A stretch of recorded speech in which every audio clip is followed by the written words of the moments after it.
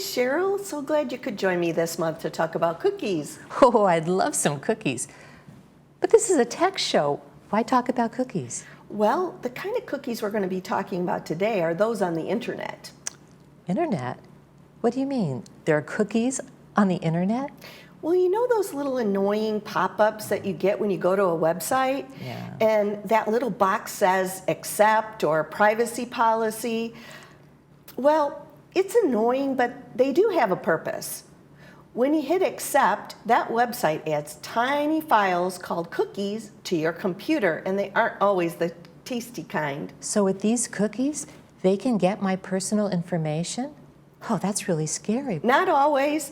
Often I ignore them, but the information that appears on the screen offers you the ability to see what cookies they want to use, and you can make the choice. For example, there are tracking cookies, technical cookies, analytical cookies.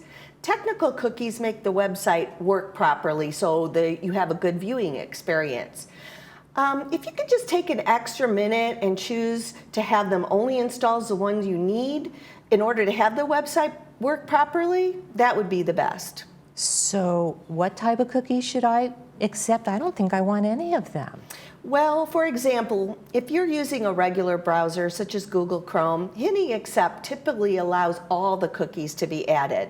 But really the only ones that are necessary are the ones that are called technical cookies. So taking a little extra time when that pop-up comes up to actually go through and pick what you want to use and pick technical only rather than marketing or analytic will help you to avoid targeted ads or worse.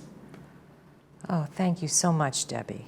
Well, let me show you a few ideas on how to do this. Here is a perfect example of a privacy screen cookie pop-up. This one is a very extensive one and gives you a lot of options. If I want to learn more, I can come here and I can disagree or agree with all of these different things. For me personally, I would disagree with all of them. So you can disagree to all, and then it brings you out to the website. And it's as simple as that.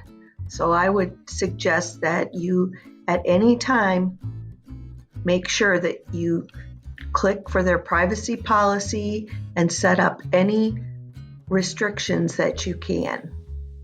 So here's how you allow cookies. When you're in your home screen for Google Chrome, you locate the three dots at the upper right-hand corner.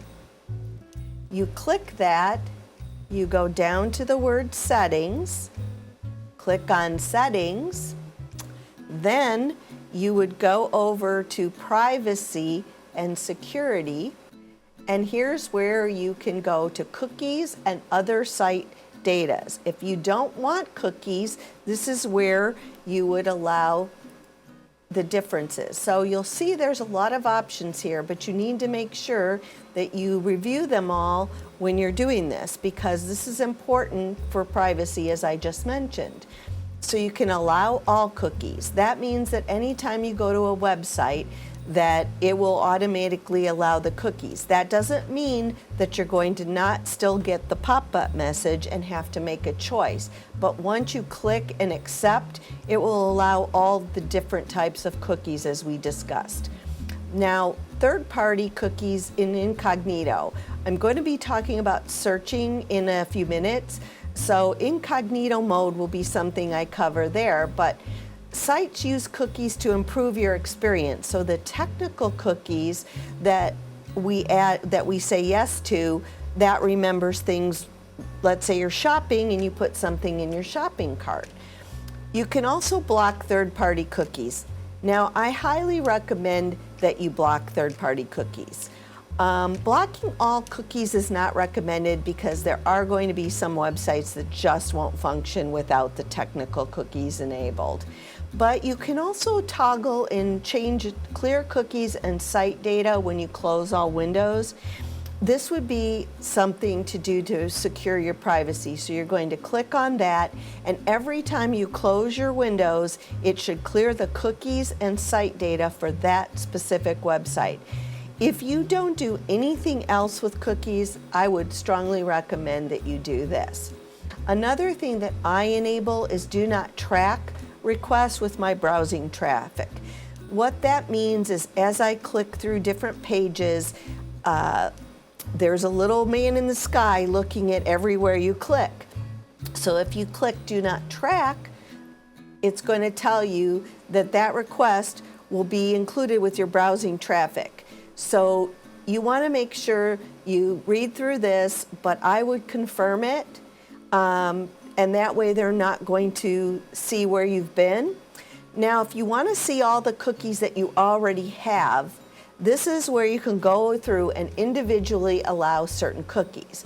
There may be websites that you use regularly that you feel are safe and secure and that you really would like to not have to worry about the cookies. So this is where you would do this. You can go through, and if you want to, you just click the trash can and it will remove that.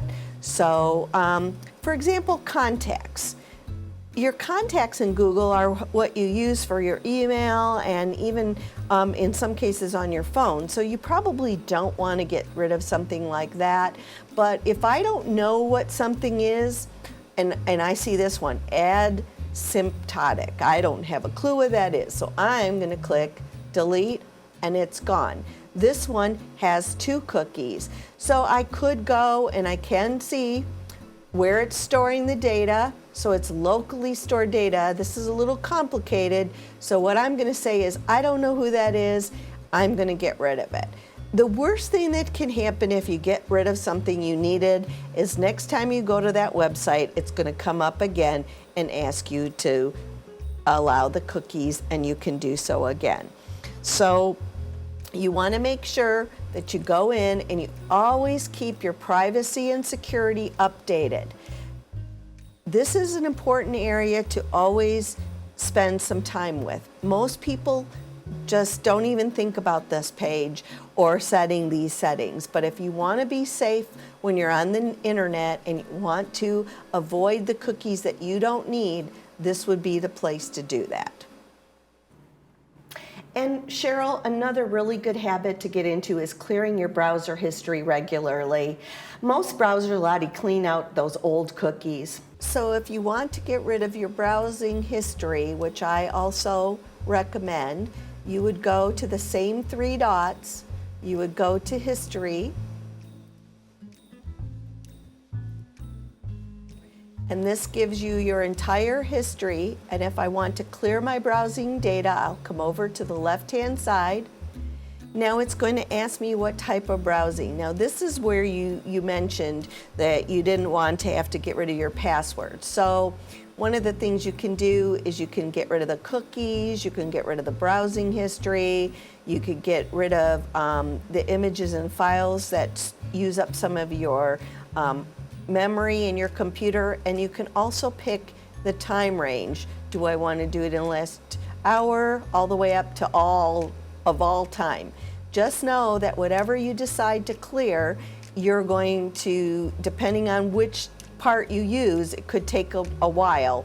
We're not going to go into advanced today, but in a future show, we will be spending some time with this same area.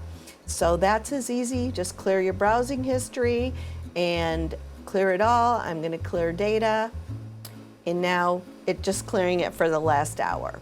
So if I clear my browser history, will that mean that every time I enter a website, I'm going to have to enter my name and password over and over again? Well, that's also in your settings. So what you want to do is the browser history will allow you to clear cookies or clear your passwords. So you have to pick and choose. So it does take a few minutes of time.